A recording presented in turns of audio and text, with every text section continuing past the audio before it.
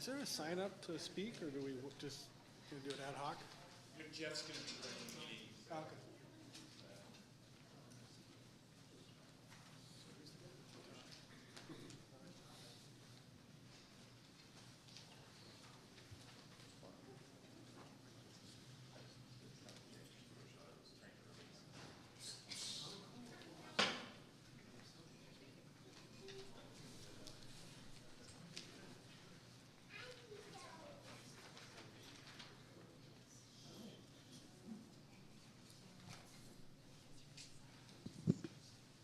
So they're really, I'm worried about the snacks. So please do take an opportunity to enjoy some of those. My name's Jeff Bond. I'm the Community Development Director for the city. And I'm going to help facilitate the meeting. I am going to facilitate the meeting this evening. I'm going to do a couple of brief introductions, and then I think before we dive into the content of it, I'd like to kind of just get a feel of the group, how you want this to go. The idea was that we'd all get home for dinner, and for those that are basketball fans, we get home for the second half. So that's a pretty quick meeting. There are a fair number of you here. So, but let's start with introductions again. I'm Jeff Bond. I'm the Community Development Director for the City of Albany. My colleague Claire Griffin just walked in the room, and I'm going to tell her, Claire, I'd like you to take notes. So, I know she didn't walk in with a notebook, so that's why I had.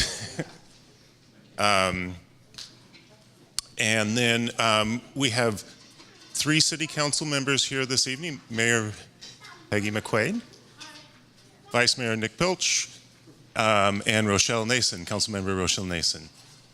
And on either side of me are representatives of the East Bay Regional Park District, Carla Cuera, who is a project coordinator for the district, and Bob Nesbitt, who's Assistant General Manager. Again, there's snacks there.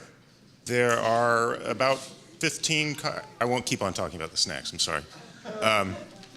There are about 15 copies or so of handouts in the back. There are a few more of you than I expected, frankly, but if during this you need more copies, just let me know and I'll sneak out while something is going on and print out some more. I want to let you know that this is being recorded, video recorded.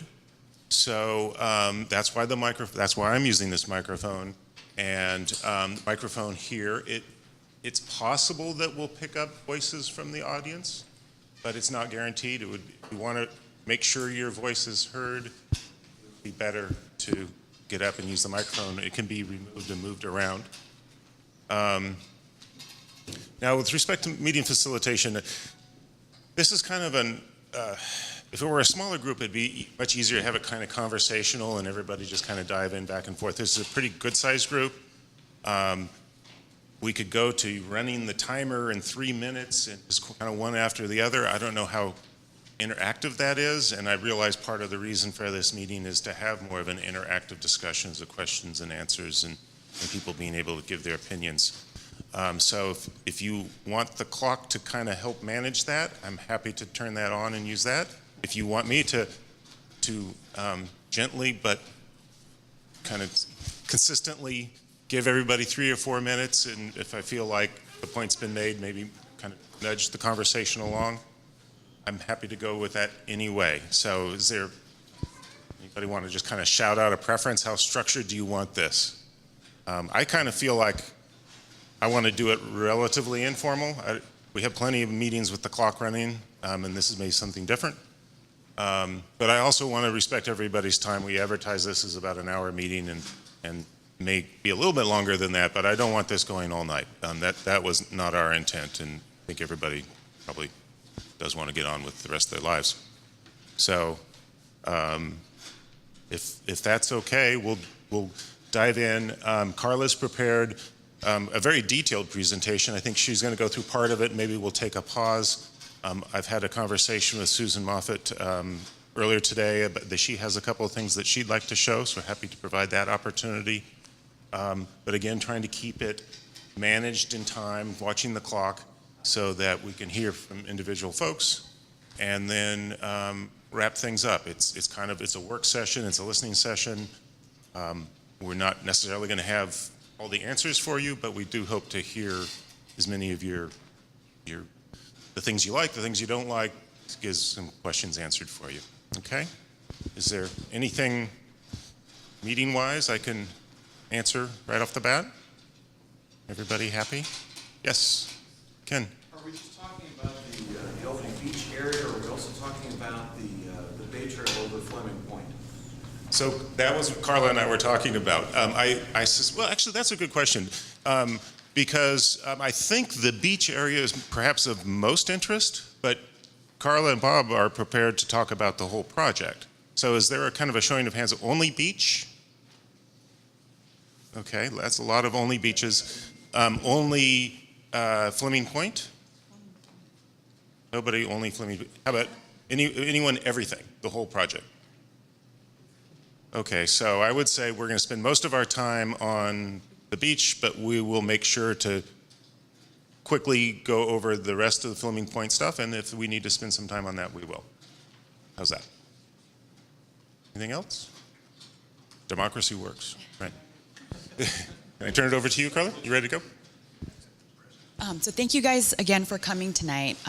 So we'll just go through this presentation hopefully pretty quickly, and we'll have time for questions and comments after the beach portion, and then we can talk about the trail a little bit too.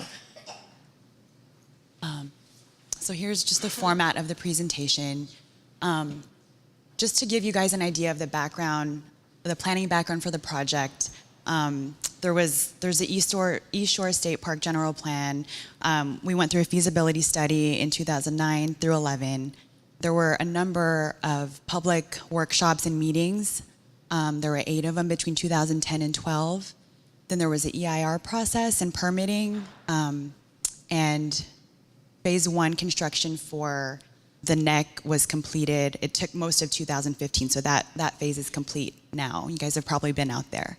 So that's the background of the planning project. This is just a slide from the EIR. This was the design. We stayed pretty much close to how it was, but this is a design that was in the EIR. And so in the EIR, it included all phases 1, 2, and 3.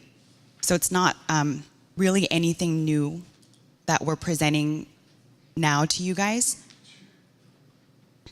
And just really quick to recap on the improvements on Albany Neck. Again, I think you guys have been out there, but we improved the trail, they improved the shoreline. I think there was about 1,800 linear feet of stabilization there, and there was a number of habitat improvements and enhancements as well. So you guys know where we are. There's, this can show. So this was phase 1, and now we're talking about phases 2, which is the beach area, and phase 3, which is a segment of the Bay Trail between Buchanan to Gilman.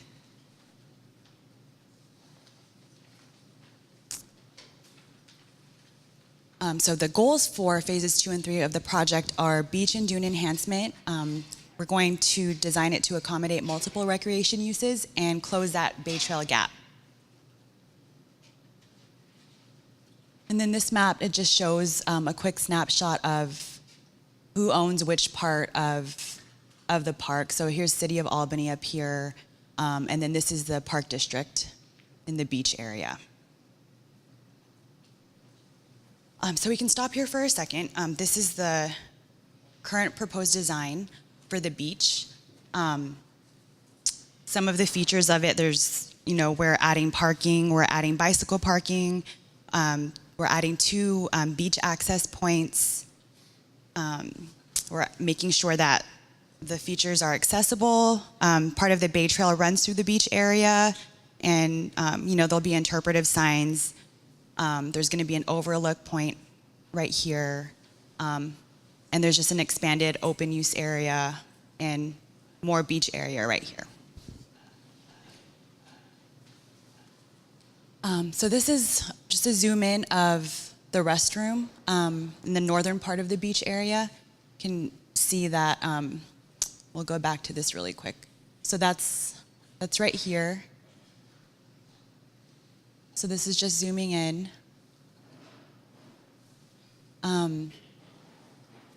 This highlights the access in the northern part of the beach. So there's a trail that goes through and kind of meanders, and then there'll be a mat that rolls out to the beach over here.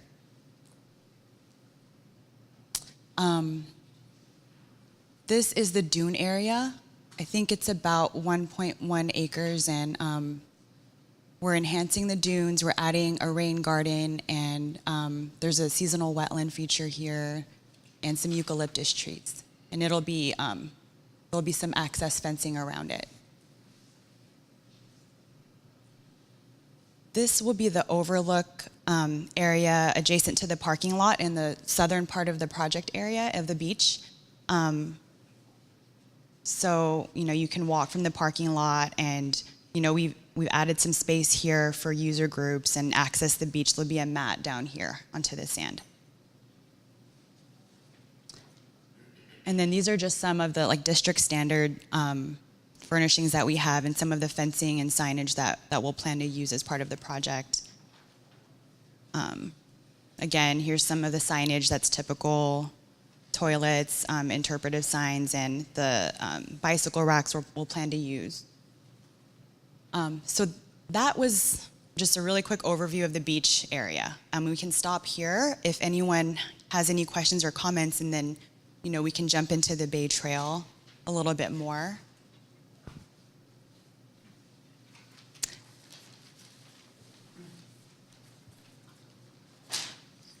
Good evening. My name is Jim McGrath. I'm Vice President of San Francisco Board Sailing Association. I've been involved with this project since 2002. We've been waiting 15 years for improvements. And I got to tell you at an outset, this is a dramatic change from what we saw in the EIR. It's much worse for public access to the water. I would rather have the no project than this. If you go back to the battle over the Eastshore State Park and the priorities, about 67 acres of the Albany area were set aside for conservation. That is, not for recreation. And only 20 acres were set aside for recreation. And this is an artificial area where the beach is accreted. And that recreational area is sufficient if it's in fact designed in a way that's barrier-free. But there are multiple barriers here. So during the 15 years that we've been waiting for access improvements, kayaks and windsurfers and kiteboarders have all used this area. They spread their kites around. They've pioneered this area. You got to remember, in the context of this plan, for 13 miles, this was the only new water access area. So what are the problems? Barriers in getting to the water for kayaks and for kiteboards and for windsurfers. Now, nobody is bringing a bicycle with their kite or their kayak to the beach. And did anybody here come on a bicycle? Raise your hand. Awesome. Awesome.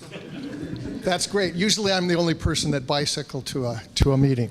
But with a 60-pound, we have one with a 60-pound kayak. And to carry that the distance, right now what we do is generally there's no parking anywhere near, so we spend $3. We park near the southern end of the beach, and we carry it out to the beach. Because there's no barriers, we can walk in multiple places. This has something that really doesn't work in public access. It has all kinds of intersecting activities, some of them moving at speed, bicycles. So I have to cross the path. There's only one place to do it. I have to wend my way through a bunch of people gathering. I mean, this is not conceived or developed with input from the user groups. So the second thing that really matters is you've taken an area. Now, I have no problem with beach enhancement. Great idea. I'm a coastal engineer. Beach enhancement is a great thing for resilience. But you put a vegetated dune in a place where if you try to launch a kite, it's gonna snag on that 4-foot fence. So in fact, this is a diminution of public access. My philosophy, I've worked on public access for about 40 years, starting at the Coastal Commission. I'm on the Waterfront and Parks Commission at Berkeley. Done a lot of this stuff. I'm a user, bicycle over that hill maybe 100 times. You need to add users without displacing the existing users. And the fact that people have pioneered this and used it for the last 15 years ought to be primary in your design. And right now, it just doesn't work. And I'm sorry we missed the BCDC design review. We'll be there. But you need to understand this is a dramatic departure in terms of barriers to access from what you had in the EIR. Susan, is this a time where you'd like to jump in? I'm not quite sure how to do the computer thing. I didn't. Do you want me to? We don't have a pointer set up. Do you want to just sit here? Why don't we do it that way?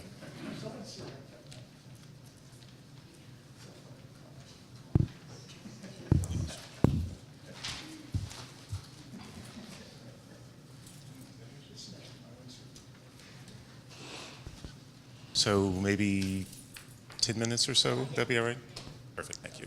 As brief as I can. Hi, thank you. So my name is Susan Moffett, and I live in Albany, and I am not a kayaker, I'm not a kiteboarder, I don't own a dog. I do ride a bicycle, but there are other people here who are going to speak up for bicycles, I think. But my kids grew up going to the beach, and I hope that this beach and this whole area can be a place for everybody. And so when we saw the current plan, a number of people representing the groups that I just mentioned and others walked the site, looked at the plan, and came up with what we think is a plan that may solve some of the issues that have been raised. We're really excited that the Bay Trail is going through, and we appreciate the work that the Park District has done on this very long and hard project, where obviously they're trying to fit in a lot of different uses into a small space. And I just want to clarify a couple things. I mean, to give context, so this is the existing Sandy parking lot.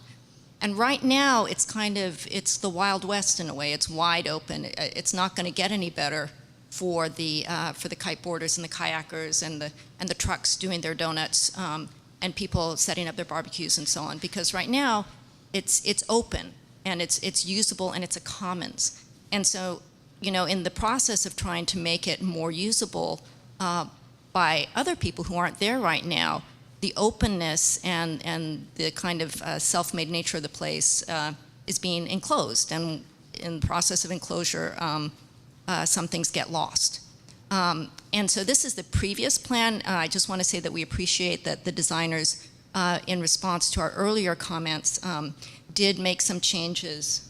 Oh, I see it. It shows up there. They moved this north, which is nice because now there's more open space at the bottom. But the fact remains that,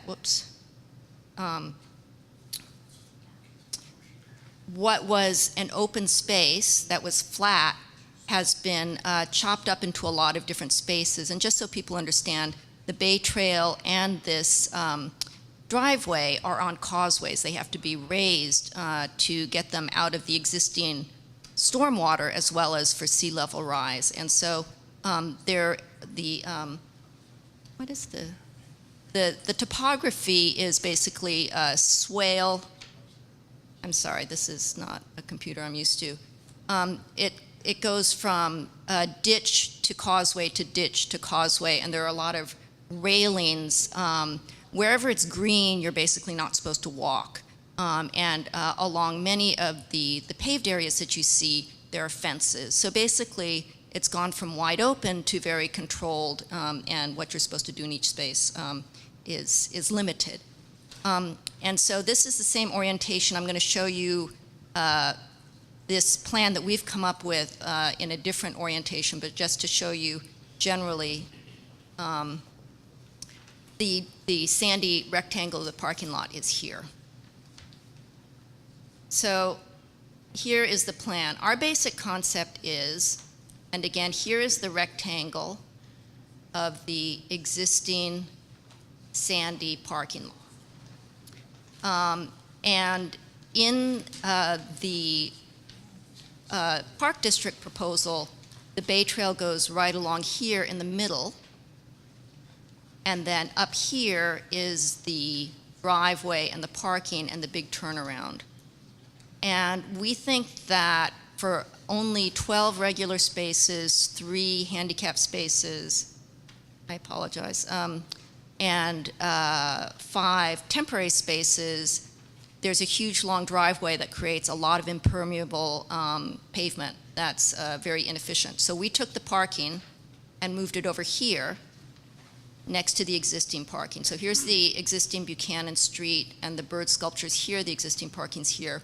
We put the parking here. There's also room for lots more parking here if more would be added, but we just, to keep the exact same number of spaces, we moved them over here. We put the handicap spaces and the kayak loading spaces right here. There is a sidewalk at the nose of the cars here where you could roll your kayak on a trailer if you wanted, and then you could bring it up here. And this is an ADA slope path that takes you to the beach here. So you all may be familiar, the existing Albany Waterfront Trail comes up here, and this is the little overlook, and this is the cove, which is that concrete thing that looks like a keyhole or a fire pit. So this is where we bring you to the beach here. So we think that the great advantage of this plan is that it keeps the wide open space as open as possible, and it keeps it flat. And it makes it possible to go, if you park here in the Golden Gate Fields parking lot,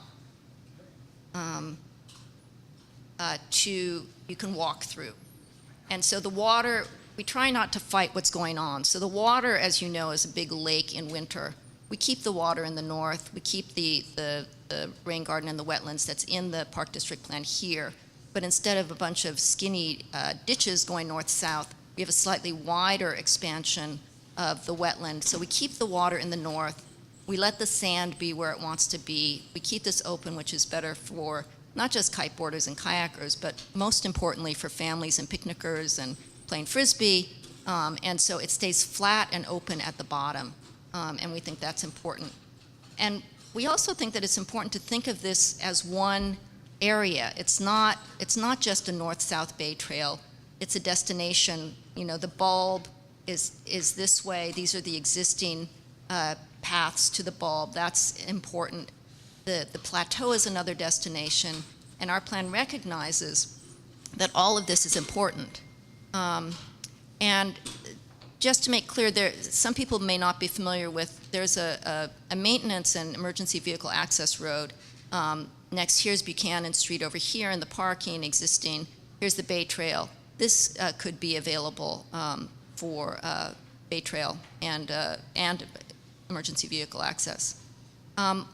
One thing that's important to note is that the parking lot, so again, this is the existing sandy parking lot, you know, it wants to be a beach. This is what it looks like. It's full of sand right now. So all the pictures that you see here of these miniature sand dunes, it actually would be much deeper than that, except that the racetrack uses a bulldozer and flattens it out. So the amount of sand that's there now, we're afraid it would also end up on the parking lot and the turnaround. And even farther south, there's a lot of sand, as you can see here. And here's just another picture of what the sand wants to do. So we're trying to not fight that by just leaving this area flat and leaving it open for recreation. So I've already said what we think the advantages of the plan are. You know, our plan does make it a longer route than the existing plan for the kayakers and others, because in the park plan, the parking is really immediately adjacent to the beach. But we hope that it might be workable still if the parking time limits and so on are arranged correctly, that it might work for the kayakers and other board sports people. I'm showing this picture just because I appreciate for the board sport and kayak enthusiasts, you have your own gear. But I think in terms of access to the water, for those of us who don't have our own gear, who either can't afford it, don't have a place to store it, or can't get it on and off our cars easily, that having kayak storage and a co-op at the beach would make it possible for casual folks to do a paddle after work or take the kids out occasionally And I think that this could be one access improvement that would be good, and that would be a symbol of the beach being for everybody. So this is just an idea I'd like to throw out there. I know that there are enough kayaks sit on tops gathering dust in Albany garages that if we started a co-op, people would be donating. We'd have a dozen by Saturday. So anyway, I just put this out as a symbol of, I hope that there's a way that we can all continue to enjoy this space even as it's changing. There are plenty of us who love it the way it is. There are many people who don't want any change, which I understand, but many of us also would like a better bathroom, a bay trail that goes through. And so I'm hoping that we can find a compromise that will work for everybody.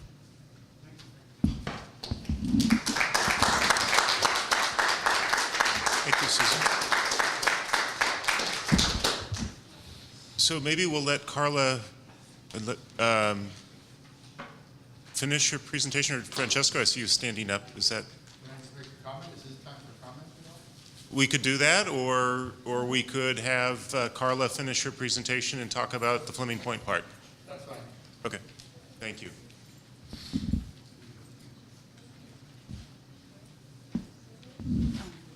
I just wanted to, really quickly address, some of the things that Susan presented. Sure. So just really quickly, and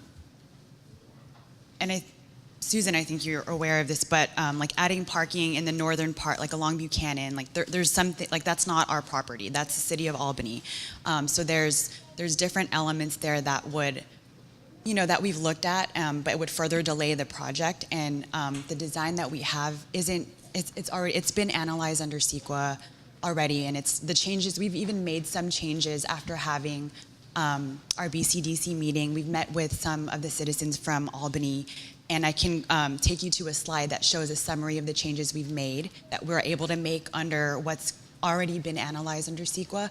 I'm not, 100% sure, but I think that just, from another standpoint, there could be a lot of delay. There could be loss, of some potential grant funding if we were to completely restart. But just looking at the slide of what was proposed in the EIR, the parking's the same. There's still the parking lot, which we've even shortened the length of it to allow for more open area. The Bay Trail runs through here. The Bay Trail is, and I think it's one of the Bay Trail guidelines is to keep it as closest to the shoreline as possible, and we're attempting to do that with this design. We've limited a lot of the fencing that's enclosed in the parking lot area so that it won't be as restricted, so there won't be as much of a barrier, because I know that's a concern. There's two places to access. Part of, I think, and Bob, let me know if you think similarly, but like you guys acknowledge, I think there's a couple of things there's multiple uses we're trying to balance here, multiple users we're trying to work with. And so there's the Bay Trail, and there's going to be lots of traffic, people, on their bikes and walking or going for a run, and not having, two designated areas to cross or to access the beach. I think these are keeping, access a little bit safer, because we're not, going to have people crossing from all directions of the Bay Trail while there's a bicycle speeding down. So we're, attempting to give different options to access the beach while still, keeping the flow of traffic in mind. And we've made some accommodations with, opening a lot of this area up here. So I just wanted to point some of those things out. And thank you, Susan, of course, for your comments. But I just wanted to throw that in there.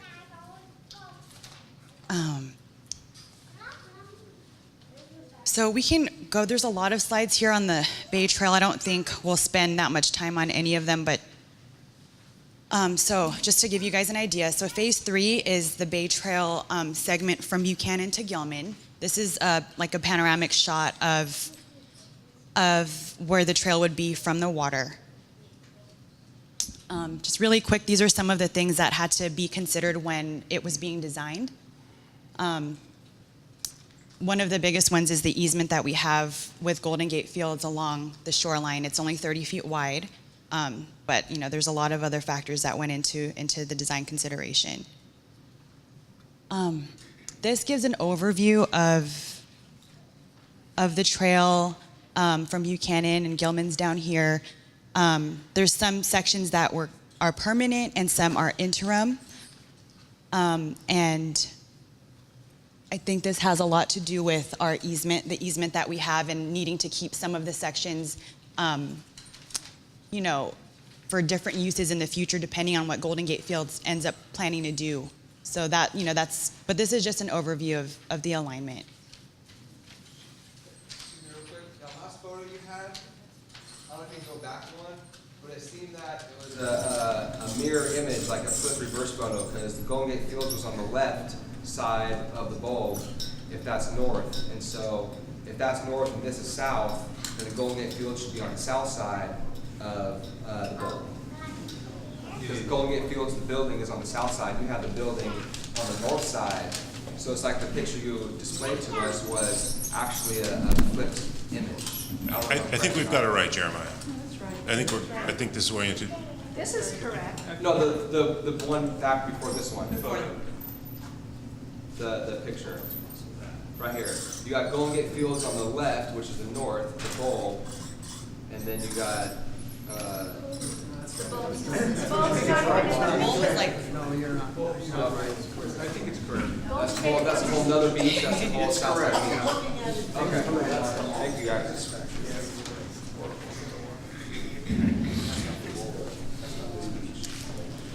So we'll just go through each of the segments really quickly through each area of the Bay Trail. So this is just a snapshot of what the trail would look like in the beach area. If you guys have any questions, just let me know after we get through these slides. I'll just go through them pretty quickly here. But here, the trail's still 14 feet wide with 2-foot shoulders. Moving a little further south, this is in the Golden Gate Fields North parking lot area. Here, the trail's still going to be 14 feet wide with 2-foot shoulders. Just moving further south, we'll just keep going through this. I think this is where it might start to climb a little bit, and the trail narrows a little bit down to 12 feet. Here's the first vista point for Fleming. It's the North Vista. I believe there's an existing concrete pad here. I think I walked out there a couple weeks ago. So we will we'll add some benches and safety railing there to make sure that that's safe, and it'll just come off the Bay Trail. And you can still enjoy the views from there. Here, we're going to add a retaining wall and some fill. The trail will be 12 feet wide here, and of course, we're going to have a railing here for protection. I think it'll be 4 feet tall. This is a bridge structure a little further south.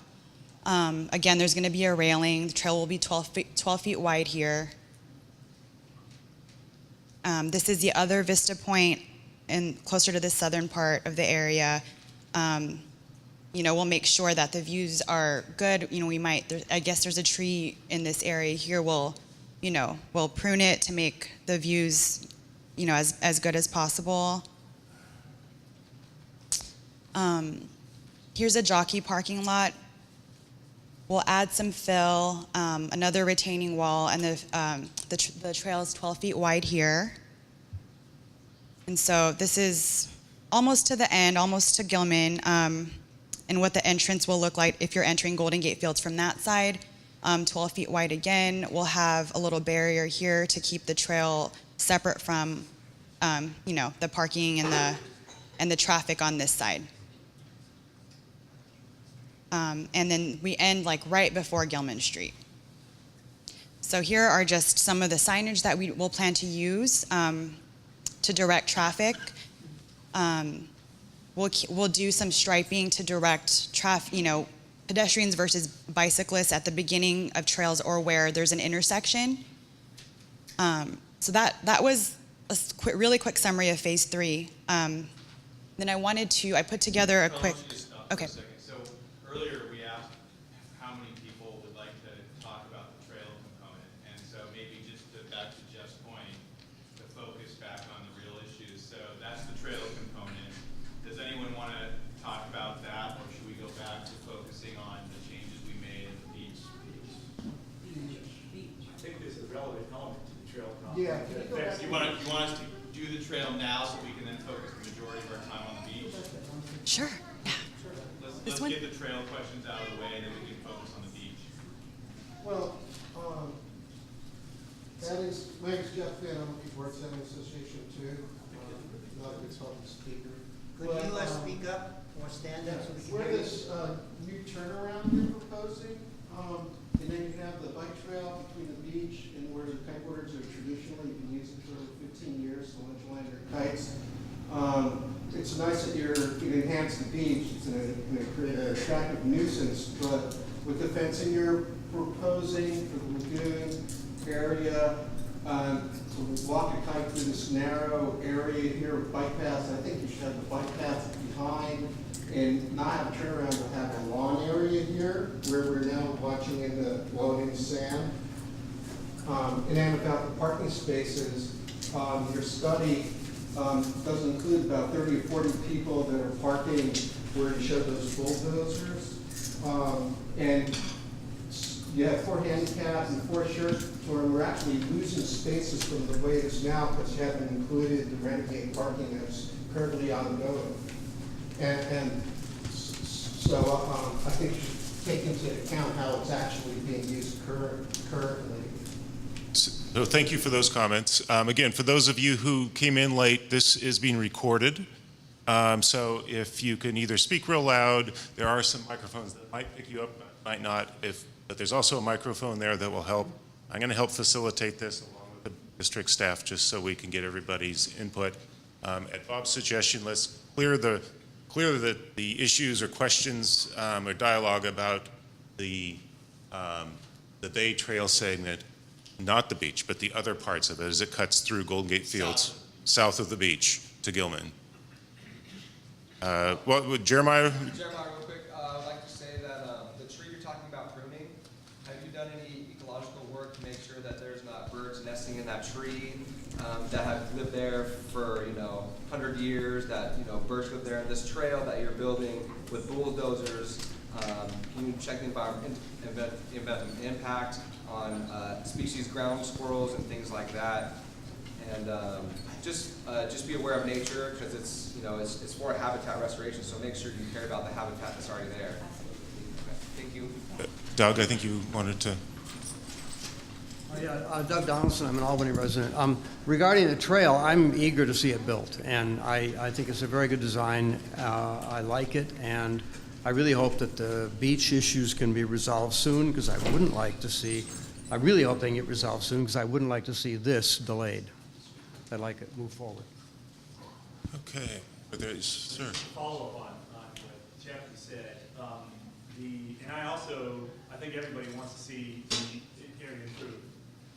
But there is a serious dislocation of existing parking that Jeff was referring to. It does affect the beach. So there are 30 to 40 cars parked there regularly during the weekdays that are going to be displaced. So the parking lot you're proposing, any parking in that area is going to be immediately filled because the cars that are currently in Buchanan will funnel to that area, and there'll be additional pressure on the parking from the dislocated cars out there now. So the whole idea that we're going to create a parking congestion issue in front of the beach, and aesthetic issues aside, from I don't know how many people here are kiters or how many people here. Okay, there's a fair. How many kiters? That's pretty nice. Thanks for everybody. How many people enjoy watching kiters? Right. I think it's a great part of what makes the beach a destination area is that there's a dramatic sport taking place there. People come up to us all the time and talk to us about kiting and thank us for being there. The current designs, as much as they've made efforts to accommodate kiters, won't work for us.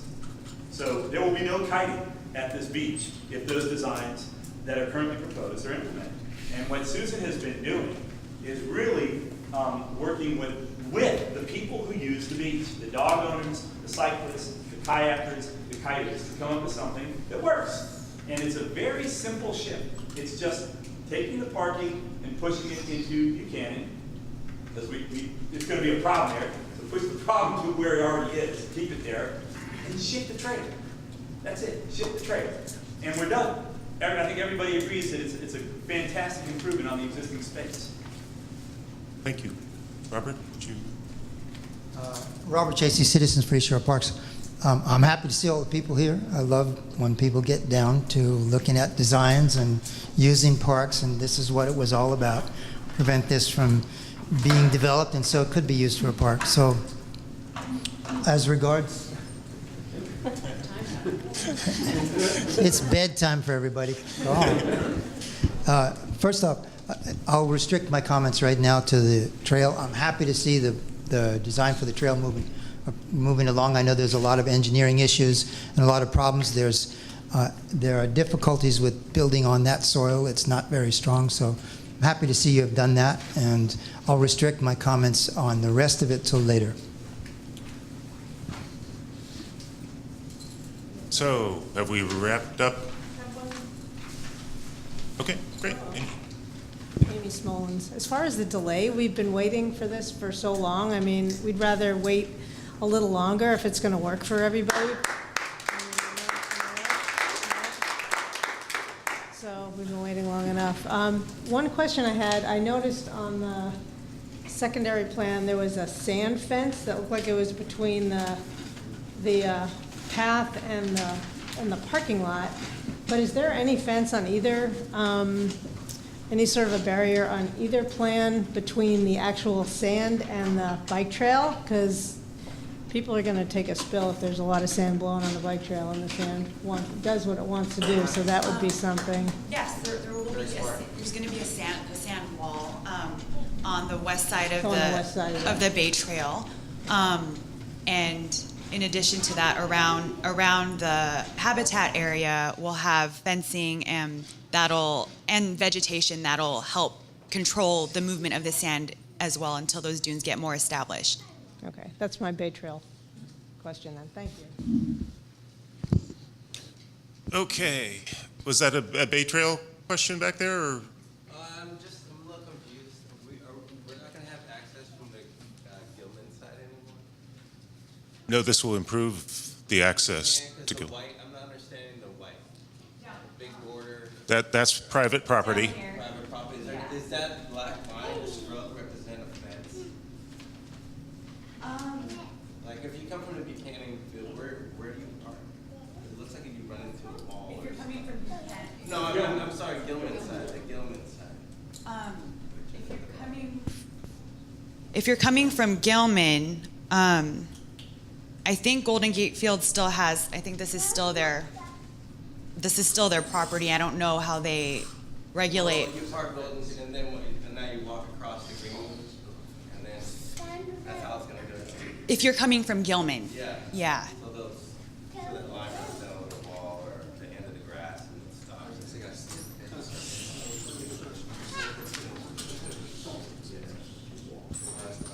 Okay, so we're gonna switch over to the beach and get your comments and questions. It's 7:15.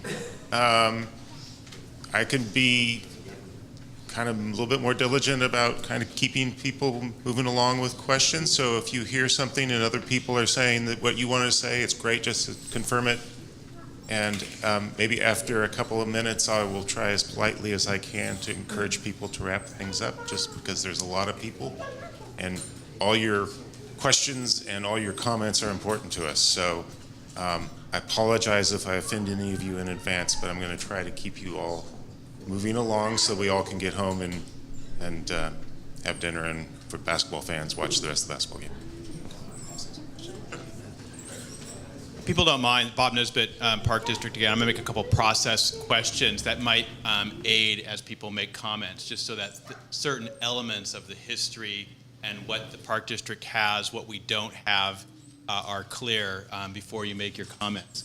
So just to be clear, on the rectangle area that Carla has pointed out, the speaker just pointed out, essentially Well, a lot of the project, if you go from the Bay Trail down at the bottom, over to the right, and then follow the vertical line up to and then all the way up to the top before you get to what is the existing Buchanan right-of-way. That's about 2.8 acres. That is Golden Gate Field property. The Park District does not own that property right now. We would like to acquire that property so we can complete this project. But at this point in time, we do not own this property. And part of this project, besides moving the design forward, is successfully acquiring that property from Golden Gate Field. So I just want to make that point. I think some people probably knew that, but maybe there were some people in the room who didn't understand that we don't actually own that property. I've heard several speakers say that people are using that property, and as Carla pointed out, Golden Gate Fields may be allowing that or looking the other way, but it is private property. That's technically trespassing. They could take that away at any time. The other process question, I just want to, on the environmental impact report, just remind folks that process was several years ago. There were numerous hearings associated with that document. We then were sued on that document over a specific aspect contained in the EIR. We then went through court for over a year and a half and prevailed, recirculated the EIR. So it then went out for a second public review period, and then recertified the EIR, completed it, and complied with the judge and prevailed in that lawsuit. So there is a long history of the environmental document. And to one of the other speakers' comments about mitigations, absolutely, it's a complete EIR. It's been tested through court, and all impacts to the environment will be mitigated through the EIR as part of this project. I think this was the speaker who made that point. And I just wanted to, with all due respect to another speaker, disagree. This plan that we're showing is absolutely in conformance with the EIR. The comment was made that it's a deviation or a change, and we don't agree with that. Not only is it in conformance with the EIR, it's in conformance with the state general plan. On the parking issue, we can certainly get into that. The comments have already been made that there needs to be more parking. There should be parking on city-owned property. Certainly have that conversation. East Bay Park District is not here to tell the city to put more parking on their property, but for our board, since we don't control property we don't own, our board is committed to providing parking with a part of this project. We're in the park business, we provide parks, and we know from experience that people need a place to park when they come to our parks.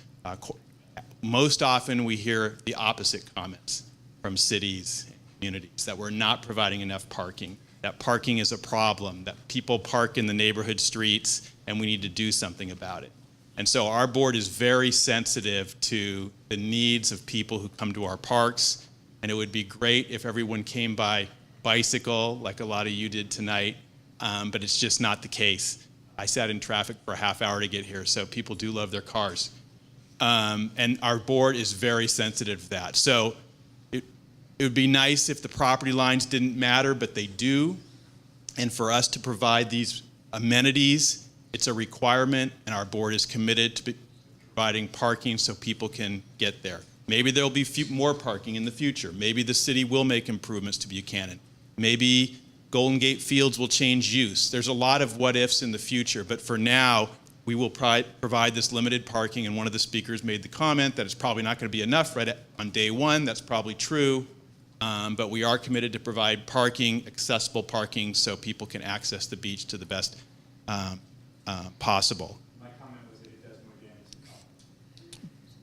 And then on the delay, I wanted to just make one comment that we understand we want to get it right. We all want to get it right.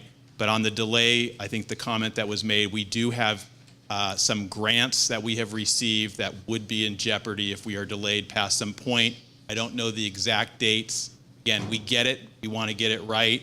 But there are multiple pressures on us, the permits that we have to get to do a project like this, and the grants have certain expectations that we comply with the grants. So we have to. So I just wanted to get those process points out there and where our board stands on this. So they're very committed to providing this amenity. They're committed to providing parking. They're committed to securing the property, which we don't own yet, and that could take a while. And the EIR is something that had a long history and process to it. So I just want to make those comments and then turn it back to Jeff to facilitate the. Yes, sir, you had something you wanted, just real quickly? Yeah. Okay. Jeremiah, you've had a chance already. Can we let some of the other speakers go? Yeah, sure, I'll go after them. We'll catch up to you. Okay, I'll go after. Sure. Just a quick one. I'm David Treebwasser. I'm a kite server for the last 10 years. I've been in there. I kite at Alameda and at 3rd Avenue. Those both have bay trails that go through multi-use areas. I don't know if you guys are familiar with those areas. They're very successful in multi-use. They don't have any fences, and so people can kind of find their way down to the water. This has a lot of fencing in it, and I assume that that's because it was planned that way. But is there a chance that the fencing can be removed, or is that off the table? So the fencing, and let me know if this is the fencing that you're referring to, but there's some fencing along the parking lot here, but we've actually opened up a lot of it. So this is all open to the open use area to the south of it. I mean, to get to the beach, basically. It looks like there's fencing all along the bike path and then along here. So it's a sand wall. That's to help, so that the sand isn't. There's like a 4-foot access, I think I saw. So that around the habitat area, there is going to be fencing around that, and that's a mitigation measure Okay, that's fine. Okay, thank you. I also want to make one more comment and point out someone who's here. Patrick is in the back. He's our lead designer. We agreed that Carla and I would take the questions today. Patrick will have his hands full at the next BCDC meeting, but he is here listening to everything. We will be going back to BCDC. Patrick is listening, taking notes, and so I just wanted to let everyone know that our designer's here, and everything we hear today, we will contemplate, we think about, and will be part of our presentation when we go back to BCDC. Okay. Yes, sir. Carla, did you say the parking restrictions are changed now? So the way they currently are, I don't know what the previous version that you saw, but we'll have a total of 5. So 3 here in the row, and then 2 down here at the bottom of the turnaround that are unloading, loading. There's no set time restriction right now, and then the rest of them have no time limit. Okay. Right. So. And my question to the city is, you have a 2-hour restriction on the other parking? Is that correct? I believe it's 2 hours. I'm not positive, but there is some time restriction. Yes. Is there a reason that you've got 2 hours? Is there any reason? Could it be changed to more expanded? We're a bunch of us here are kayakers, and we need longer-term spaces. The police department would be better equipped to answer that question than I, but I remember there were a combination of different issues, including visitors to the Golden Gate Fields racetrack. We didn't want this to be free overflow parking for the racetrack, taking up all the parking spaces for park visitors was one consideration. And then just to be able to have sufficient parking for people, turnover at the use of the public park. But I think that's open for discussion, and as we learn how people are using the facility, we want it to work right for them. Yeah, thank you. As kayakers, we need longer-term parking. Yeah. So, and sailboarders and other people too. So thank you. Thank you, Carla.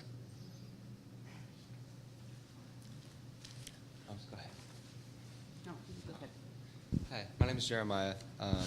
I could tell a lot of these park users are there for recreation, parks and recreation, whether it's kayaking or kite flying. I was just there just before I came here, and there were 4 or 5 people down there flying kites, surfing on the waves. It was really fun to watch. I took a bunch of pictures. I think it's great, that we use it for recreation. I don't think a lot of the users consider it really a business.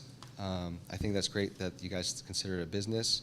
I was wondering, to my understanding, do you guys actually own the bulb? To my understanding, you guys were just managing the property, and the actual land is still owned by the city of Albany. I didn't know that we either sold the bulb to you guys, or if you guys actually, because you say you own it. Yeah. So just managing? We're not talking about the bulb this evening. This is the beach area. Yeah. So do you guys? We have not.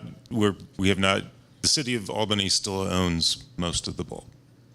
Okay. So the beach. Does the city of Albany own the beach, or does the park own the beach, or is the park managing the beach for the city of Albany? Because you're saying you own this property, and I don't know if you're mistaking the word owning the property or just managing.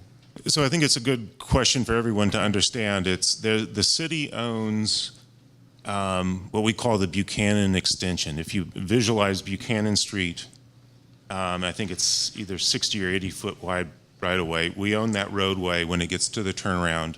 And if the road were to continue straight out west towards the bulb, we own that extension of the right of way. And then we own probably about 85 or 90% of the bulb.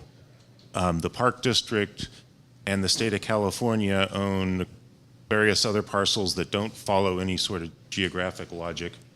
And you can correct me if I'm wrong, but the Park District manages all the state-owned property for the state. So in effect, the planning efforts that we're going through here are a combination of the Park District for most of it, and the city for that Buchanan right-of-way, and the city for the bulb.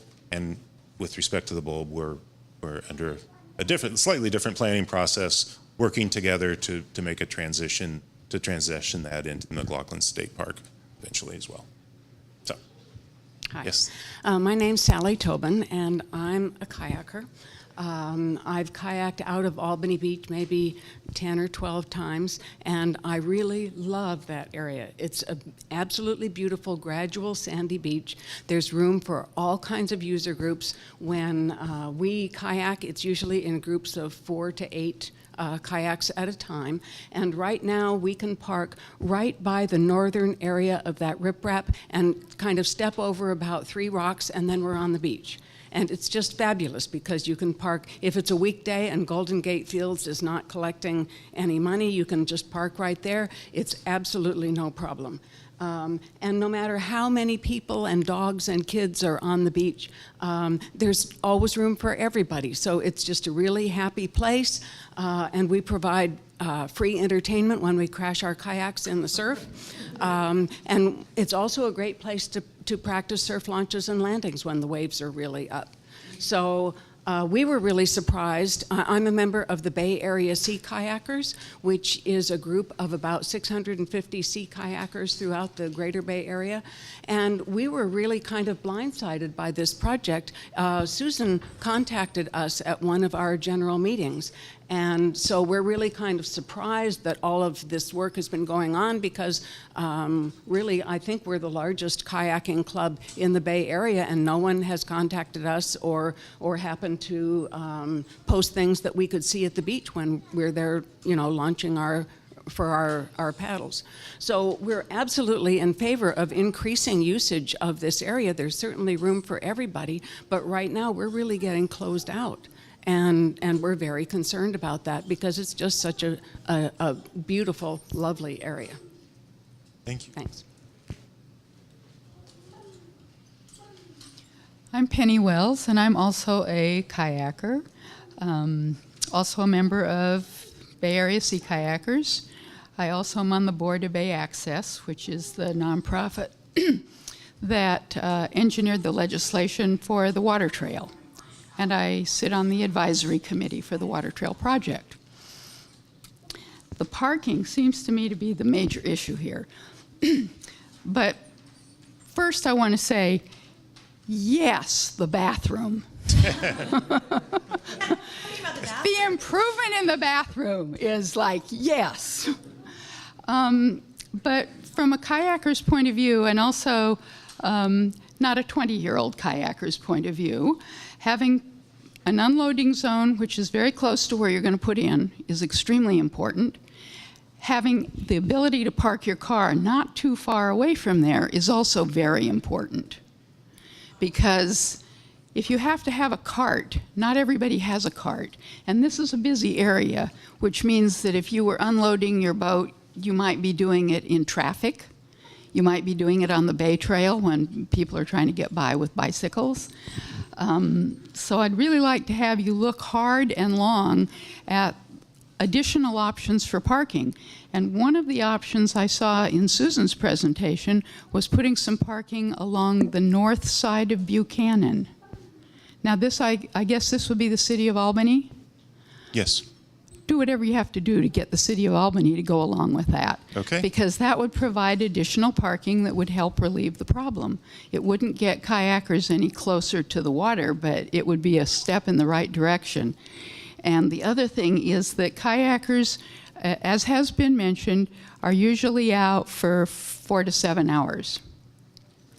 If there were unlimited parking here, the thought occurs to me that maybe commuters would start using this. So if there were like 6-hour limits, that would probably be acceptable, and that would take care of the commuter problem. But 2 hours doesn't work. 2 hours basically shuts out kayakers. Thank you. Hi, my name is Angela, and I'm an Albany resident, and I don't drive or kayak, but I walk to the bulb all of the time. So I'm disappointed in the location of the parking because I would like to have no parking visible in that beach space. And I'm curious if the current parking is going to stay, the one along the fence. Is that?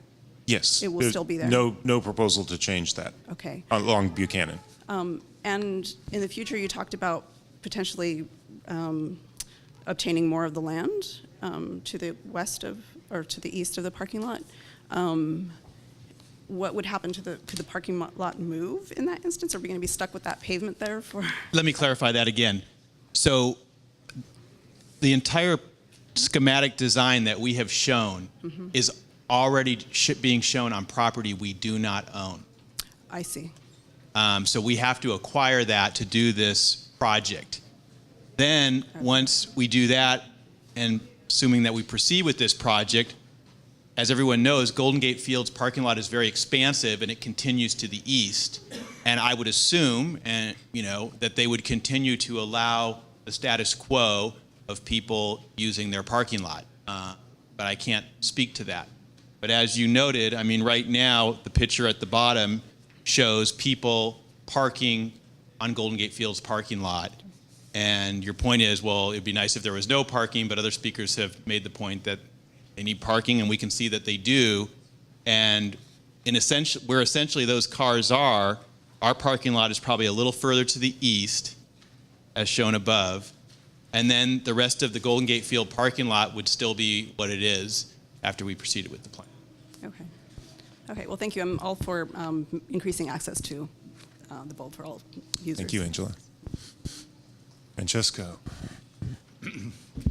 My name is Francesco Papalia. I'm an Albany resident, and I was the chair of the Waterfront Committee in 2014 when the city disbanded the committee, and they were going to send the responsibility for the Waterfront Committee to either the City Council or the Parks and Rec. There has been no public meetings through Parks and Rec on the waterfront planning process because just really wasn't part of their agenda. And one of the conflicts that we see here now is the fact that all of these people who are here never were kept informed about what was going on. There had been a vehicle. I was on the chair. I would post actually at that bulletin board at the waterfront the plan that you had originally before the process when you were first starting where you're going to take the land from the Golden Gate Fields. And so we've had this 3-year gap where you have gone through this process. I understand the complexity of trying to manage all of those structural, environmental uses all through this small rectangle that you acquired. But most people don't know. As a matter of fact, most of the people who are here actually thought this was all your land. And so they haven't seen that, and they don't also, but part of your presentation that's missing is the surrounding area. So people don't see, as one gentleman said, where's the to the south? You know, what's to the north? And there are all of these possibilities that aren't included so that people can understand it. You know what's there, but they don't. One of the things that's on the north side was the Cove project, which the Waterfront Committee put forth with a proposed picnic area. And there was enhanced access through there that's now going to be incorporated as part of your plan. Now, what I want you to understand is that I really understand how complicated this process is for you and how you've been trying to put all of these different things in a very small space. And I do understand that you had to create parking because the city did not, because you didn't own any other land than that to work on. So right now what I'm asking for is a call for the city of Albany to act in a very expedient way to give you access both on the north part of, so where Buchanan comes down, can you point to the turnaround right there? So you're trying to, that's the city land, and can you show the line where it goes, the city land keeps going, right? Now that green space, that's actually city land, is that right? Okay, so you've had to incorporate your plan, that turn, using the land that you acquired. And all of the area of the neck is not being used, which could have facilitated maybe a better plan or more, or better access to the beach and or the parking along Buchanan. So is there a way, we have 4 city councilors here today, in order to give you an expedient way to utilize the city lands that are possibly available so that you can mitigate the problems that you have now by shifting some of those requirements to city property. And that's what I would like to, and I think many problems could be solved as we've expressed, showed solutions. But I understand you didn't have that opportunity. Can I ask you to wrap it up, Francesco? Okay. We've got a lot of people here. That's it. So can the city, I'm asking the city to act in a more positive way and to have more meetings like this to take the place of the Waterfront Committee that was disbanded. Thank you.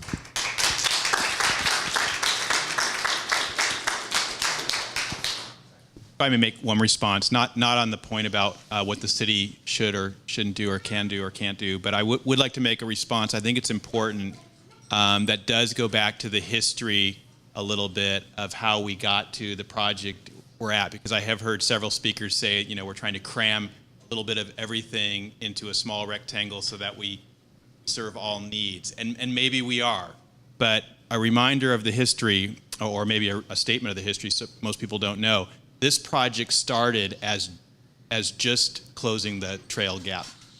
And I think Carla showed a slide where she said there's 3 goals of this project. Close the Bay Trail gap, beach and dune enhancement, and then the third one was to accommodate multiple recreation uses, and that's the tough one. They're in that order. Let me just go through the history and get to that point. They're in that order. So it started as trail gap only. Nothing about parking, nothing about dune restoration, nothing about trying to enhance recreational uses. Then we did decide, hey, if we purchase the extra 2.88 acres from Golden Gate Fields, since we need to acquire land from Golden Gate Fields just to do the trail, either way we had to acquire property from Golden Gate Fields. If we added the rectangle, we could do more. We could take this very small beach that's already very limited space and limited use, a lot of competing uses, and we could actually make a bigger amenity and do some dune restoration. The thought was really to add that property so we could do dune enhancement. That was the number 2 goal. The recreational uses came out of public hearings like this and going back to EIR and before that, hey, if we're now doing dune restoration, we're purchasing an extra 2.88 acres, we should improve the bathroom, we now should provide some parking.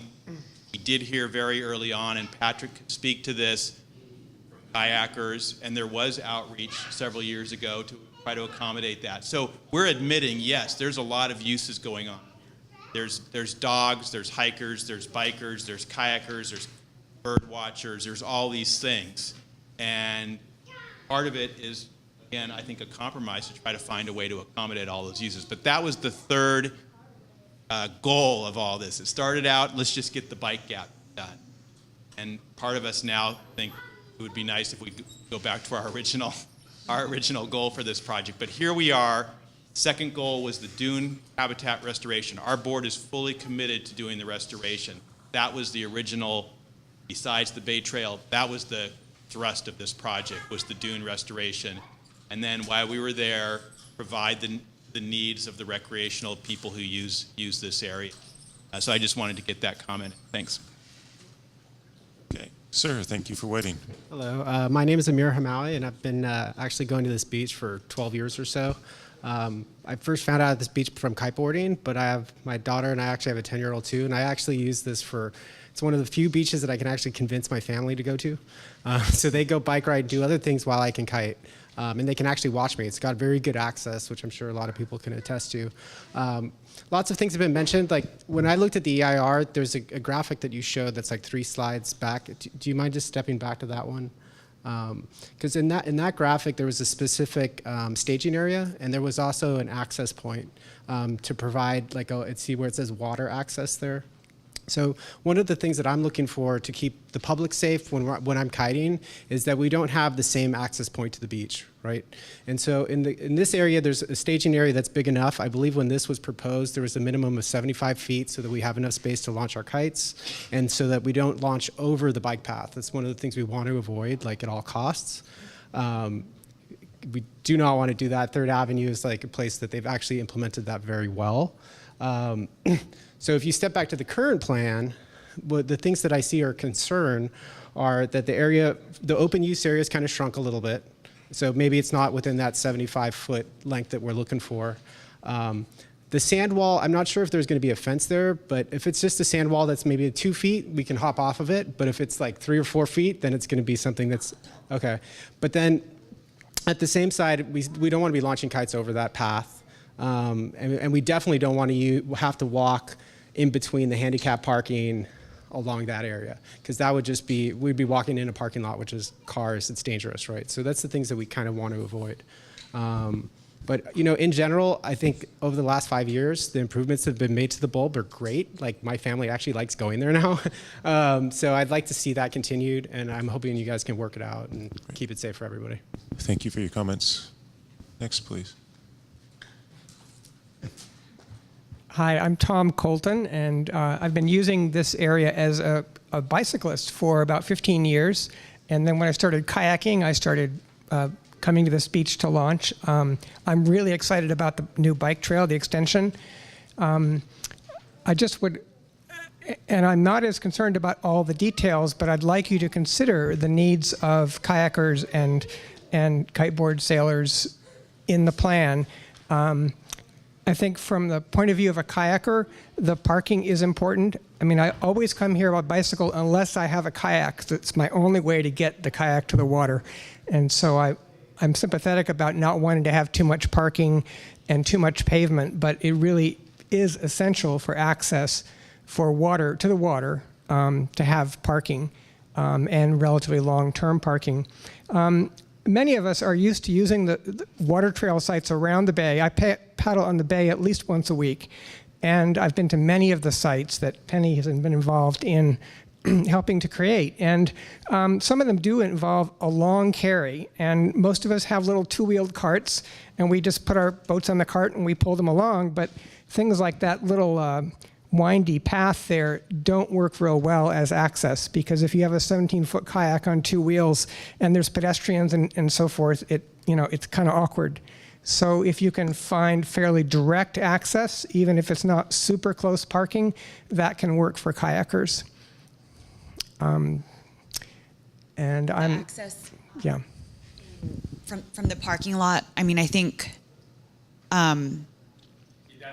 that's meant to. The trail above it's Correct, but if those spots are all filled, the parking is likely to be along Buchanan, and so I would likely be, if I can't park at Golden Gate Fields anymore in this rectangle that I normally would park in, it's quite likely I would be having to haul my kayak some distance. And also Susan's plan, of course, removed the parking area that you show. And I actually like that plan, leaving a lot more open space that's not paved. I think this very long strip of pavement is a lot of pavement for very few parking spots. So I think if there were a way to move the parking to the north and then have fairly direct pathway that Susan shows in her plan, I think that really would be workable for us. So I just would like you to be aware of the things that would make it usable for kayakers, and hope that you can modify the plans accordingly. Thank you. Okay. Next, and then maybe after this, I'm going to give our city council members, if they want an opportunity to say anything, or... There's a Brown Act problem. Oh, thank you. You're correct. Never mind. No, I think let's not do that. Let's keep you out of trouble. They're in listening mode only. Excuse me, sir. Go ahead. My name's Hugo Lahman. I'm an Albany resident, and I helped Susan assemble the plan with community input. And I'd like to represent the non-sport user. I'm talking about my enjoyment of this place is mainly aesthetic. I'm not a boarder. I'm not a kayaker. I'm not a biker. But when I went to the space where the parking lot is now, you realize what a phenomenal and unusual space it is, because the view of San Francisco and the bay is stunning and it's special. And so from my point of view is if we could keep that for recreational users and get the cars out of there, that would be, to me, ideal. But I do understand completely that this is the city of Albany's land, and it wasn't in your jurisdiction, and maybe it wasn't in your program, on your brief. But from that point of view, I would really hope that the process could involve the city of Albany, and we could keep the parking, keep the cars where they already are, and expand that, and have a really special space for people to enjoy the bay. That's fine. Thanks.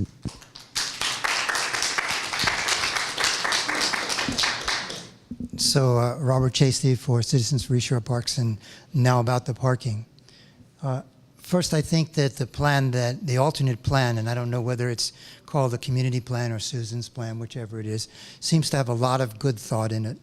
And so I have a couple of 3 points to make. One is that the part of the rectangle, as you call it, that is where you put the current road and parking, the planned road and parking, that was designed to be acquired by the Eastshore, by the East Bay Regional Park District when the park was created back in 2001. And all of this was planned in the general plan as an expansion of dunes backward. So in that sense, this is not new. So I think I favor the idea, although I'm in favor of moving forward, and I'm really pleased to see what you've done with the engineering parts that are tricky about the bicycle path. There's not really a rush to get this worked out immediately as it is now. We may miss a grant, we'll get another grant later. I think it's more important to take the input and get this right. And if we can make a better park by considering some of the uses that have come up. And these uses have changed over time. There were no kiters when we were originally designing this park. So these are new uses that come up. And we'll have to adapt for later uses. I'm involved in the issue of sea level rise. And all of this area, except for the grandstand, will be underwater with 2-meter sea rise unless we do something about it. So all these plans, this is aquatic space if we don't do something. So we need to be able to adapt for new uses. The idea that we could get a better use, and I don't know if the kayakers would be okay with this, but if the parkland we're talking about can be used for parking on the north side, that's fine. You know, there is a process already going on with the city where the median strip, or this right-of-way that we're talking about, the 75-foot right-of-way that the city has, if that and the bulb were transferred into the Park District, which was the plan all along, then there wouldn't be this jurisdictional issue. So the city shouldn't have any problem, nor should the rest of the state and the East Bay Regional Park District in carving out parking on the north side. So it can be done, and if you have adequate access and direct path down toward the beach, you can have both handicap viewing areas that are as close to the beach as the one you're showing here, and you can also have direct access for people pulling kayaks and make a better launch area for people using the kites. So it's possible that what we really want to do is take a step back, bring in a little bit more input into this, and see if we can come up with the best plan for this. And this isn't to fault you guys. You started 10 years ago with a small idea of completing the trail, and you did some good things about seeing for dune expansion. The dune expansion was going to happen anyway. You're doing a good job. So this is just maybe a slight extension of that planning process to get to the best plan. So thank you.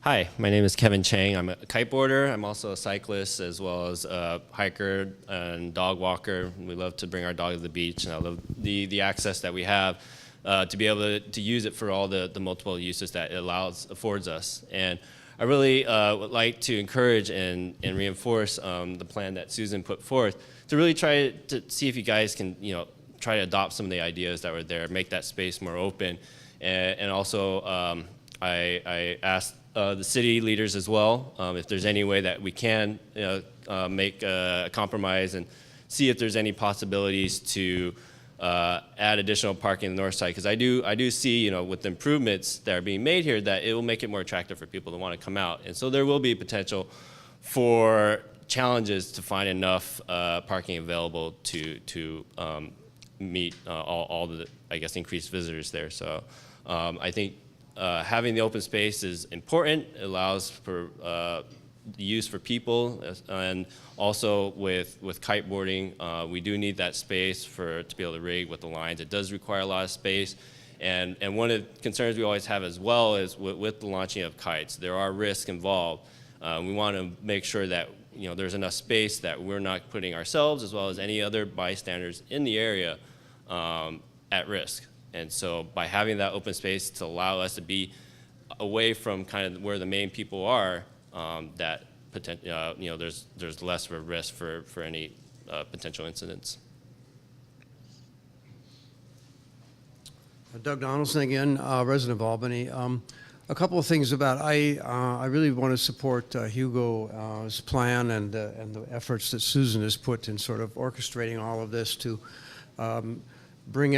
basically bring everybody here for this meeting, and then putting in the efforts and the thoughts that they made for that plan. I recognize how hard it is for the district and how important the district board policy is to provide parking in your parks. I totally acknowledge that, and I know of some of the problems you've had in other places without having enough parking. I'm sure, I totally believe that your board really feels that they want to provide parking where there's recreation, new recreation facilities. I still think I have to come down on the side of Hugo's plan and Susan's plan of having the parking in the Albany area. There is room for this amount of parking there. There's room for more parking than this. I would really love to see sort of a memorandum of understanding and a commitment on Albany's part to provide this for this. I would like to see the end of Buchanan become sort of the entrance to this part of the McLaughlin Eastshore State Park. I'd like to see Albany do more than just make some parking spaces in that median there, or in the area where the Project Hope shelters used to be.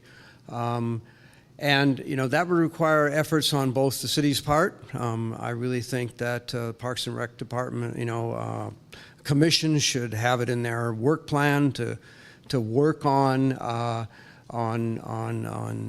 efforts to support the improvements to Buchanan Extension, and anything we can do in the city of Albany to provide parking for this facility to allow the Park District to back off on the amount of parking that you're providing here and opening up the space for the kiteboarders and kayaking access would be great. I think that,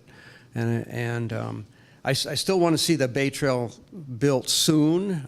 I don't want to see delays. I hope it wouldn't take, I hope it can be done without delays. I think it's important for the city of Albany to really jump on this and move forward cooperatively with the Park District. And it might be possible for the parking to be on the Albany land and have a strong memorandum of understanding that we provide that. And I think it could be done. So I think those are my comments right now. So I do actually have one other question for the Park District. South of Tom Bates Field, there's an undeveloped part of the Eastshore State Park. My recollection from the park plan is that that is active recreation designation or a recreation designation. Is there going to be kayaking access there in the future or more public access? And does anything for that, would any of that future development in that section of undeveloped Eastshore State Park land have any implications for this project? So. I'll take that one. Sorry, Martin, from the stairs. We have not, the Eastshore plan is available. I don't remember exactly what it calls out for that area. It may be recreation. We have no immediate plans to move ahead with implementing that area. We'd really like to get one project done at a time, so we're certainly not going to start that project before we get this project done. Bob, just on that point, there's a problem with rafting ducks in that section, so it's not a really good spot for a kayak launch that far south. And it's too shallow. Excellent. Hi, Amy Smolens, again, still, Albany Strollers and Rollers. I agree in general that the altered plan, Susan/Hughes plan, is better for most users, but in both plans, there's just so much emphasis on car parking, and not a whole lot of emphasis on bike parking and where it is. And people, if they're gonna bike there to go to the beach or to take a hike, or if there's ever a little kayak storage area or whatever, something like that, people are gonna ride there. And in order for someone to bike somewhere and feel safe, feel their bike is safe, it needs to be within eyeshot of them or within eyeshot of other people doing something recreational. And by the bathroom is just not a really good place. People their destinations aren't the bathroom. And if I want to sit at the beach, you don't want to put your bike by the toilet. That's not a good place. So we need some, if you're going for a hike, you don't want to park by the bathroom. You want it to be somewhere where, like by a coffee shop or something, there's other people hanging out there. This is, put it by the bathroom. It's just an invitation for someone to grab a light off it, grab a bag, do something, grab your wheel, do something like that. It's just not particularly safe. So I hope that whichever plan you choose or move toward, that you consider having some more bike parking in the areas where that people actually will be, their destinations. Then you were talking about the history, and there's a little bit, and Francesco was talking about the Waterfront Committee's Cove Enhancement Plan, and that was finished in 2012, and they found funding, Measure WW funds for that, but then in December of 2012, Chris Barton with East Bay Regional Park District asked the city not to complete this plan. They said, don't complete your plan until we finish phase 1, which would be 2013 and 2014. But I guess it was 2015 or 2016. But either way, it's the paths are done. So the Cove now, and Albany Strollers and Rollers funded a bunch of bike racks, 12 bike racks there, which are now, there's weeds and people graffiti them and everything, because that Cove area is just it's just like a garbage area with glass and graffiti and everything. So that's something, the money is still there. According to the letter from East Bay Regional Park Districts, the Measure WW funds are still available, but the clock's ticking. But I hope that the city will, and their city council people here will work to get this cove enhancement plan done. There was money, there are plans from I forget whatever. Anyway, there are detailed plans done, and this would make this would make the entire waterfront one. It would help everybody. I mean, this is people are looking at the map and going, oh, well, what's here above that? Well, what's above there is a bunch of glass and graffiti and weeds and bike racks that get bent by people because there's nowhere that's not a destination, but finish to the destination that's there. And then the waterfront as a whole will be something that people of Albany and visitors can enjoy. So, I hope you'll work and get the entire waterfront done instead of this bit. Thank you.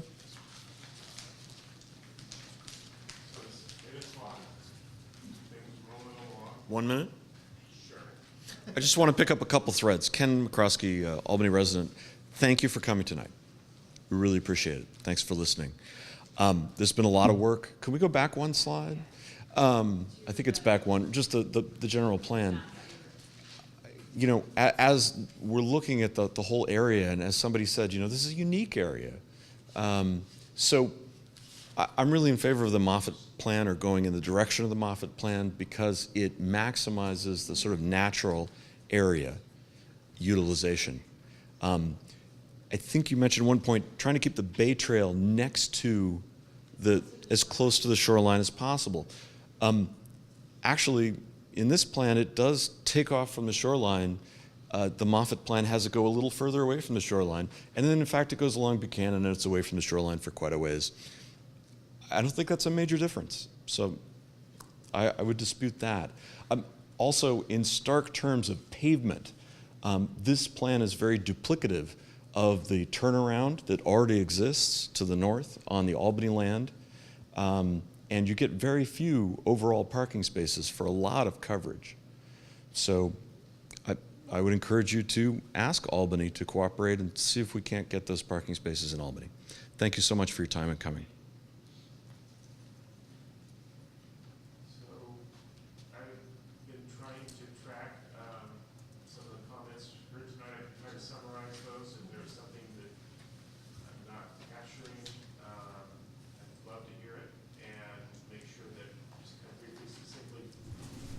Summarize your comments. A lot about parking, about both the time and location, and kayakers and other water sports folks need more time, and they need a location that's feasible for them to get their crafts to the water in a reasonable way, and including dealing with barriers. There was one person in particular who called out the bathroom. I'm surprised more people didn't. I think that was a really important comment. There was also some comments about public engagement and hearing some frustration, but also some appreciation for what we did tonight. And we, I know, are appreciative of what you're doing tonight, being here with us. So we'll continue to try to do that in a very transparent and forthcoming way. And then, a lot of people have complimented Susan Moffett and I believe, I'm not sure if I'm getting the name right.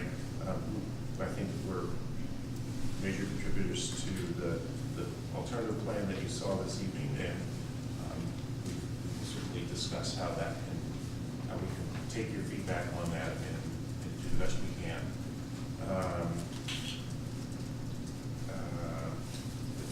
Some comments about bicycle parking and bicycle access, and Claire, do you have anything? That was the one I was going to add. I think that's my summary of what we've heard. If you didn't get a chance, You missed something. There were at least 5 speakers that asked about getting the city to give access for parking on their land. Yes. And I didn't hear that. okay, you're right. I didn't call that out explicitly, but absolutely heard that that's an important thing that the city needs to consider, of adding parking on the north side of Buchanan east of the existing turnaround. So that will be part of what we'll take back and discuss following this meeting. So from the parks perspective, if the city of Albany is able to provide parking, is that the problem? Does that solve your problem, parking problem? Well, I don't want to respond, hypothetical, off the top of my head, that would all of a sudden change something drastically, based on our commitment. But absolutely, based on what we're hearing, based on what we already know, based on my own observations of the use out there, there seems to be a demand for parking. And the 15 spaces or so that we're providing is not going to solve the parking. I think we get that. So if the city were to overhaul Buchanan in a way that provided, 30, 40, 50 more parking spaces, that would absolutely be something that we would know would be of interest to us and would have an impact on our thinking. Great. Jeff, the thing I got from a number of speakers, and I add to this myself, I think that people would like to have a planning workshop to look at the alternative suggestions that have been made, to see if the Park District plan or an alternate plan like Susan's couldn't be adjusted and put into place that would work better. And the issue about the parking is only, if the issue is ownership of the land, the city has already indicated a willingness and an interest in working with the Park District to put the bulb and the neck into Park District land. So I think those steps could be moved forward, at least with regard to the parking, if not to the whole of it. So you wouldn't have that block that it's not your land to plan. So a workshop, I think, to bring in the kayakers and the kiters and other users to talk about this and see if the plan that we have, so you don't have to start over, so that you just have a small, it doesn't seem to me that if you check out the parking issue here, the tweaking wouldn't be intensely big, and it might not even interfere with the CEQA process you've gone through, so the EIR might work just without any changes at all. I'd second that. The Park District doesn't think that they've changed the plan. All the kiteboarders do, in terms of the end users' needs and the safety of other people on the beach. It is in fact a change. And so it's entirely possible that we talk past each other, but it is really important to understand the physical restrictions and needs of the two end user groups, because they've been using this, and the park plan policies that were adopted say enhance access. They don't say sort of degraded but not much. They say enhance access. So I think this is a very important point, and we definitely want to be crystal clear on the point the speaker just made, and I see Patrick listening as well. This plan here is the plan from the EIR. That's correct. So we want to be really clear why you believe this one is better for kiteboard access than what we have done, and so that we are just really clear what does work and what does not work, because this is the plan from the EIR with the parking and what you can see and how it does closely resemble what we have. So there are areas for rigging kites, and I think what the kiteboarders said, and kiters can help me at this, they need about 150 feet clear for their lines, and you need to be able to walk it to the beach, not interfering and crossing with other users. So that green line is the trail. Yes. So you cross, but at that point there were no physical barriers, and there's a water access point, fairly clearly identified, close enough to the launching point. Now, in some ways it would be better to have the trail on the other side, so you didn't have to cross the trail. I mean, I cross the Bay Trail every day in Berkeley with a windsurfing board on my head, kind of both ways, because sometimes bikers don't. But it is that there's no barriers, there's no fences in terms of the places to lay out your lines and to walk. What kiters don't want to do, I mean, they bring it down in places where there aren't people on the beach. They're cognizant of not being a hazard to people using the beach, and they like people using the beach. But you don't want to so constrain their activities that there's no longer enough room. And that's what's changed. Now, I'm not the best person to articulate that design. Okay, well, let's separate let's separate the two, because I think Patrick is struggling using a box, a design box, and all we're saying is we can get the parking issue solved, get Patrick out of the design box. The open space plan, I think, with the enhanced parking at the north, addresses everybody's interest. We keep natural open space, we allow space for kiters, we alleviate the parking problem, which that really doesn't, that's the point I'm trying to make, that's not going to alleviate the parking problem. So if Albany could open that up, everybody, I think, wins.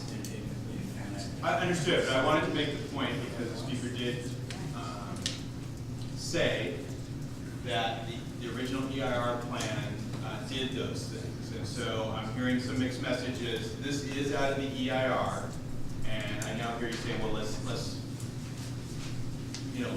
not talk about that. But I want to make clear we understand.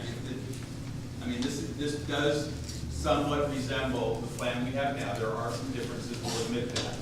But we want to be clear, if there is a way to retain elements from this plan, given the design we have now, that would still make it work. I just wanted to understand what the differences were. And I heard fencing is the difference, and having an area, I assume that gray area. It's a staging area, and it's large enough, and it leads to a pathway that's not conflicting with a whole bunch of other users. Okay. So we've heard that. So fencing and the staging area, and we heard that at the you also spoke at the BCDC meeting. So we're hearing that loud and clear. But I just wanted to understand, because this plan, again, went through a very rigorous process, and we certified an EIR, and we fought a 2-year lawsuit, and so we do have some commitment to go with what was approved. And I understand, some deviations are possible, and Mr. Chasey said, well, if we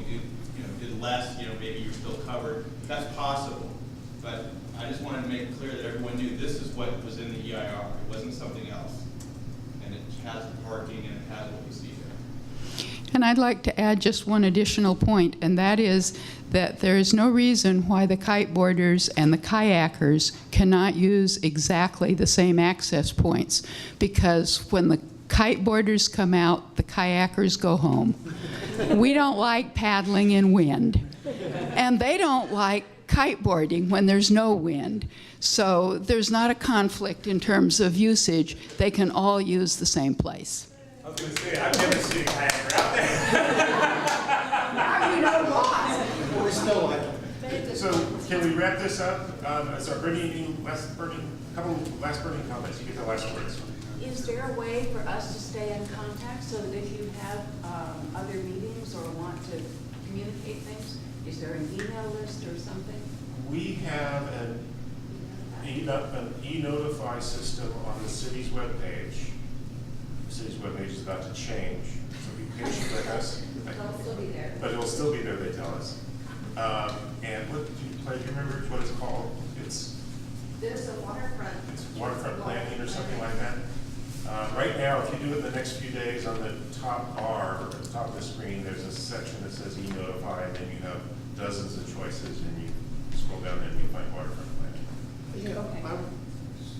I went to your website and I wrote my letter, the same letter I wrote to the BCDC planning, and I never got an acknowledgement back. It said contact City of Albany, and it says please enter this into the record, and I referenced to this plan, but I never got anything back acknowledging that from your website. Okay. So I didn't confirm anything to specifically direct an email, some address specifically for this. I'll touch base with you. Usually one of us gets those, so I'm surprised. I'll give you Jeff Bond's home address. And I live here. Yes. Hi, I'm Ellen Sims. I'm also a member of the Bay Area Sea Kayakers, and I just had a point of clarification I wanted to know. So this is the map that was on the EIR that it was approved by CEQA, and then this is a newer plan. That's and not. Pardon? This isn't the most updated one, But this is a newer plan. And I guess what I'm curious to know is, and there's been considerable changes, and I'm curious to know what the changes were that were caused by the lawsuit. The lawsuit was specific to dog use and eelgrass. Okay, so nothing substantial that you're looking so at. Nothing that we see here was affected by that. And so the changes from here to here all fit within the EIR and within CEQA. And so the fence around the dune area may have come out of the lawsuit. Okay, yeah, that's so a lot of talk about fencing, and heard loud and clear, people don't like fencing, but the fence around the restoration area is a requirement. Yes, sir. I just want to add that I love the East Bay Regional Park, and they enrich my life.